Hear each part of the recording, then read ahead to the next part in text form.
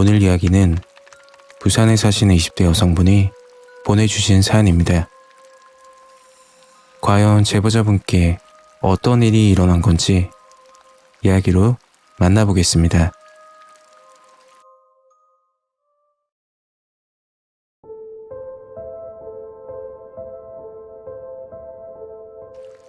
때는 7년 전 제가 20살 때 겪었던 이야기입니다. 현재 직업은 지극히 평범한 일을 하고 있습니다. 말하기 부끄럽지만 20살 때 노래방 도우미를 했었습니다. 아버지는 어릴 적 돌아가셨고 엄마와 남동생, 세 가족이 살고 있었죠. 엄마는 새벽 일찍 김치 만드는 공장을 다니셨고 남동생은 그 당시 고등학생이라 저는 바쁜 엄마를 위해서 집안 살림을 거의 도맡아 있었습니다. 경제적으로 너무 어려웠던 집이었죠. 집에 보탬이 되고 싶은 이유도 있었고 20살인 나이에 다른 친구들처럼 살아보고 싶었던 걸지도 모르겠습니다. 결국 해서는 안 되는 일이지만 그 일을 시작하게 되었습니다. 그리고 7년이 지난 지금까지도 무서운 기억 때문에 가끔 악몽에 시달립니다. 무서웠던 이야기는 남동생이 학교를 마치고 집으로 돌아오면서 시작됩니다. 저희 집은 오래된 주택에 방 2개와 작은 거실 겸 주방이 있는 집입니다. 엄마와 저는 안방에서 같이 생활하고 남동생은 작은 방에서 지내고 있었죠. 동생이 집으로 들어오더니 아무 말도 없이 작은 방으로 들어가 문을 닫고 잠궈 버리더라고요. 뭔가 안 좋은 일이 있나 싶어서 혼자 생각 좀 하라고 냅두었죠. 1시간, 2시간, 시간이 지나도 나올 생각을 하지 않는 겁니다. 작은 방 입구로 가서 문을 두드리며 이야기했죠. 태수야, 문 열어라. 무슨 일인데? 노크를 해도 아무런 소리도 반응도 없었습니다. 서둘러 안방에서 방 열쇠를 찾아서 작은 방을 열었더니 피를 흘리며 책상에 엎드려 쓰러져 있었습니다. 바닥에는 커터칼이 떨어져 있고 손목에는 칼에 베인 상처가 보이더라고요. 급하게 구급대를 불러 병원으로 갔고 다행히도 동생은 금세 회복했습니다. 얼마 뒤 엄마도 급히 병원으로 오셨고 걱정하실까봐 거짓말을 했습니다. 엄마, 태수가 학교에서 시습하다가 손목을 좀 다쳤대. 그렇게 그 일이 있고 나서 며칠 뒤 동생을 불렀습니다. 누나로서 하는 말인데 네 그날 왜 그랬는데? 미안하다 누나야. 사실 동생이 꺼낸 이야기를 듣는데 할 말이 없었습니다. 동생은 학교에서 왕따를 당하고 있었고 그 이유는 오래된 가방과 신발 그리고 집이 가난하다며 수준이 안 맞다는 게 동생의 추측이었습니다. 동생도 엄마가 힘들게 일하시는데 가방과 신발을 사달라고 하기가 그랬던 모양입니다. 태수야, 누나 말 잘 들어라. 아무리 힘들어도 절대 안 좋은 생각하면 안 된다. 알겠지?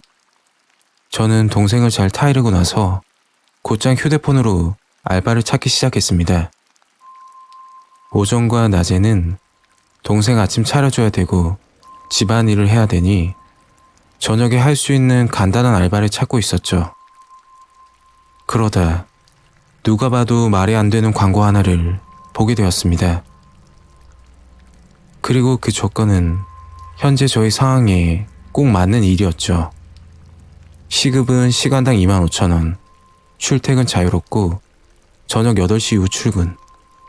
너무나 좋은 조건이었지만 큰 돈을 번다는 건 그에 따른 대가가 있다는 걸 알고 있어서 고민이 되긴 했지만 엄마와 남동생을 생각해서 전화를 했습니다. 알바 보고 전화 드렸는데요. 네, 몇 살이세요? 20살이요.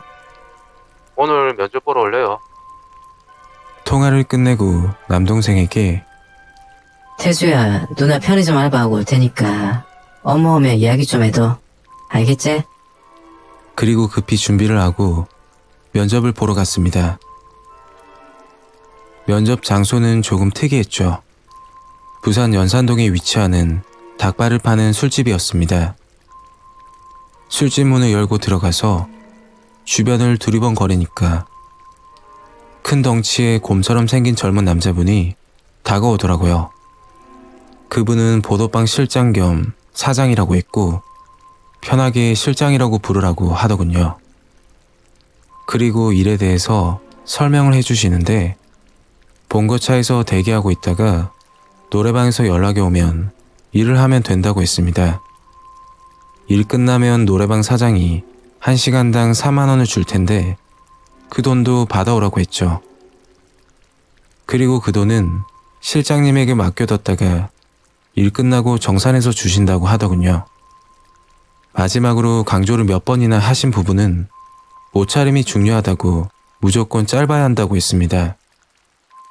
그리고 출근할 생각이 있으면 다음날 저녁 6시 전까지 연락을 달라고 했습니다.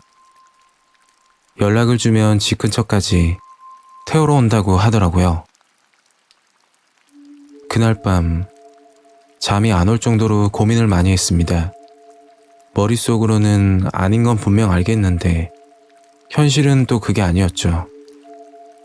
결국 그 일을 하기로 했고 실장님에게 연락을 드렸죠.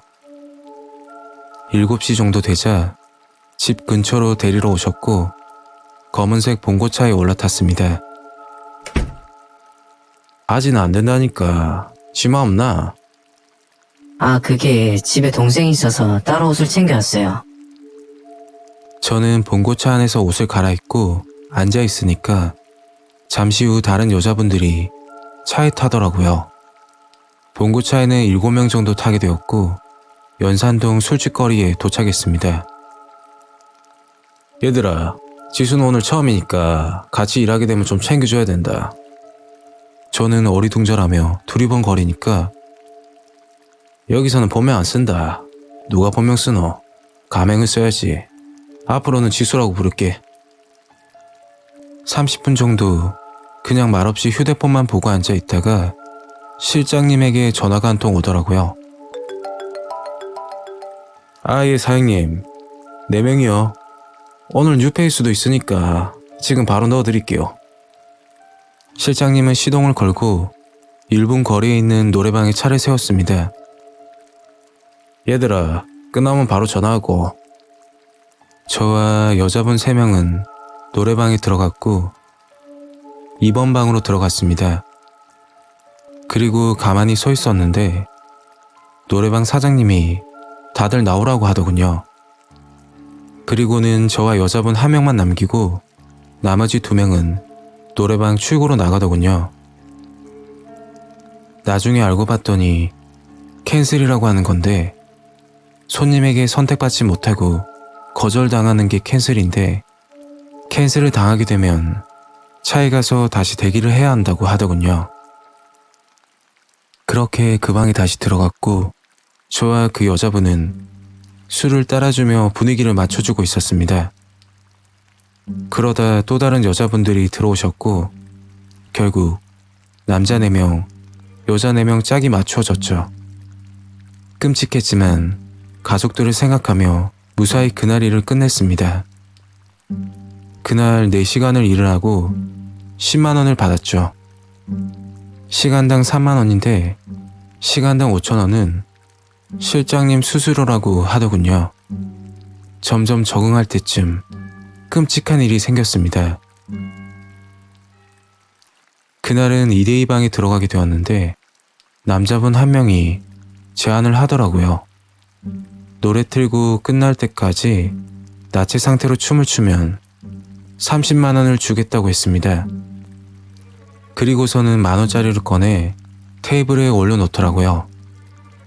순간 갈등했지만 이건 아닌 것 같다고 생각이 들었죠. 그때 같이 있던 여자분이 자기가 하겠다고 하더라고요. 그 모습을 보기가 좀 그래서 잠시 화장실에 다녀온다고 했고 5분쯤 지나 이제 끝났겠지. 하고서는 문틈으로 안을 살펴보았는데 충격적인 장면을 목격했습니다. 남자 둘이서 여자 한 명을 강제로 성추행하는데 한 남자는 칼을 들고 협박하는 듯 보였습니다. 급하게 노래방 사장님께 큰일 났다고 이야기하고 실장님에게 전화했죠. 잠시 후 실장님이 오셔서 사건은 일단락되었고 알고 봤더니 그 남자들은 출소한 지 얼마 안 된 범죄 경력이 있는 사람들이었습니다. 더 소름이 돋았던 건 발목에 전자 발찌까지 있더라고요. 이 일 자체가 합법이 아니라서 신고도 못한다고 했습니다.